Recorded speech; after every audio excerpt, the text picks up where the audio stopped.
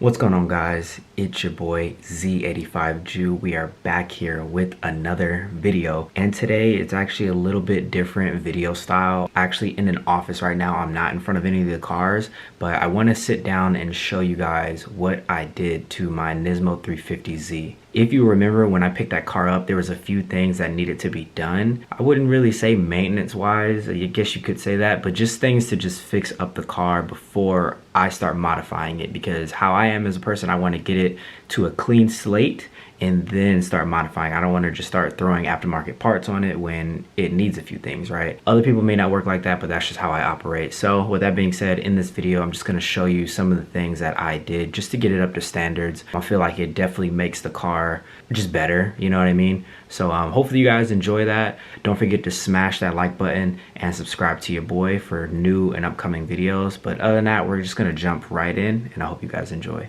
So right off the bat, one of the most obvious things I did to the 350 was actually the mirror. If you guys remember in some of the videos just previously, even when I picked up the car, I told you that my driver's side mirror was actually missing, and it was no secret. You could not see anything. You literally just saw the inside of the shell of the mirror. So what I did, I thought that I could just put on the mirror that he provided me, and when I say he, I mean the previous owner. He provided me a glass mirror, but turns out that my mirror itself, the actual big mechanism that's on the car, it was missing the plate that would hold up the mirror. So what I had to do, I actually had to take off the entire mirror assembly itself, buy a whole new assembly, and just basically transfer the insides from the new one to my, I say old, but pre-existing one, because the new mirror was actually black, my car is red. So yeah, I just had to basically transfer that. So I'm gonna show you some clips right now. You guys can see that the mirror is missing and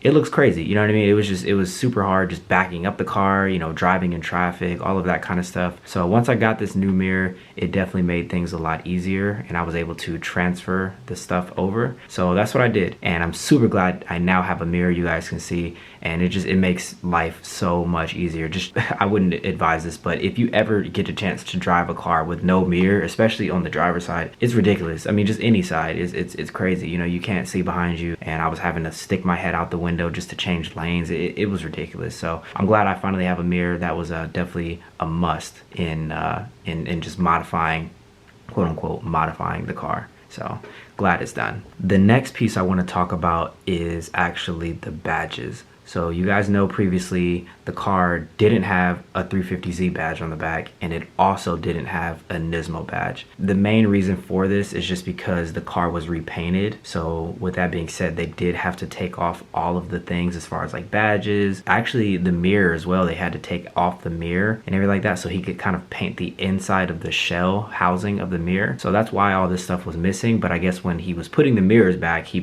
could put the passenger side back okay, but the driver's side just didn't want to work or something. I think he ended up breaking something, so that's why he left it that how he did. And then also for the badges, he, I guess, just never bought new badges to put on. So in this video, obviously I put new badges on there just because you know, driving around, people ask me, is this a real Nismo? I'm like, yes, it is a real Nismo. Yes, I wouldn't personally, I wouldn't go out of my way to make a non-Nismo car a Nismo. That's just me. So yes, I had to put these badges back on. I was kind of scared because, you know, since the glue was missing, because sometimes when you remove a badge, you can actually see where it went, where the words went. But since it was freshly repainted, all of that was gone. So I was super like nervous and scared to, you know, put it in the wrong spot or just have it too low, too high. So I went ahead and measured actually an inch from the left side and an inch, I think 2 inches from the bottom. So an inch from the left side and 2 inches from the bottom. And that's where I decided to put the 350 sign. And then on the right side for the Nismo, an inch from the right and 2 inches from the bottom. And it seemed to work out great. They look level, they look even. So maybe I just got lucky on this one, but yeah,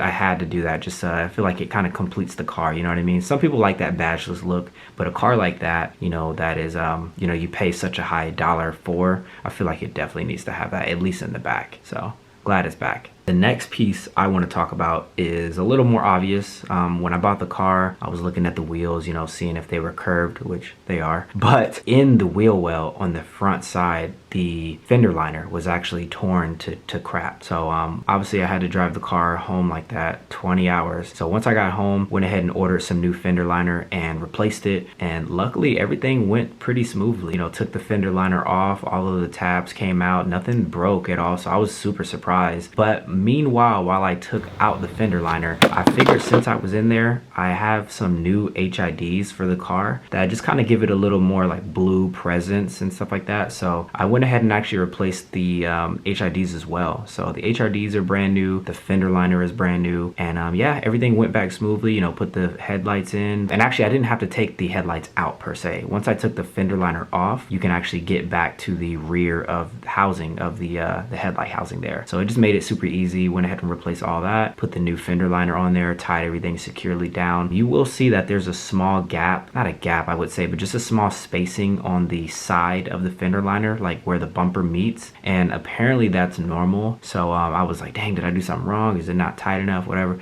But yeah, it's just normal. It's just how the bumper is and how the fender liner is. But yeah, everything is in there tight. I've been driving it for a couple of days like that and haven't had any issues. So super stoked on how that turned out, and glad that everything went smoothly, because that never happens. And I think with all that being said, I think that's pretty much everything I did so far. In my head, it seemed like a lot more, but I guess not. So what did we do? We did the mirror, which took me actually a very long time. The mirror took me a long time because I actually had to like cut and splice wiring, you know, rewire stuff. So it was actually a project in itself. And once I started doing everything for the mirror, I wish I was filming it, because that's when I thought of, I was like, dang man, this could be like good content, not even just for you guys, but just for somebody out there that may have the same issue. But I'm sure later down the road we'll come across like another 350, maybe with like a friend's car or something like that, where I can showcase my skill set, not only with that, but just also show you the process a little bit more in depth. But other than that, yeah, we did the mirror, we also did the badges on the back, and we also did the fender liner and HIDs. So those were the few things that I did right now that just could, again, in my opinion, just kind of got the car a little bit more up to par in a way. You know, now I feel like I have somewhat of a clean slate. The last two things that I think I'm gonna do probably off camera is fix the passenger side skirt. I don't know if you guys remember, but I was telling you how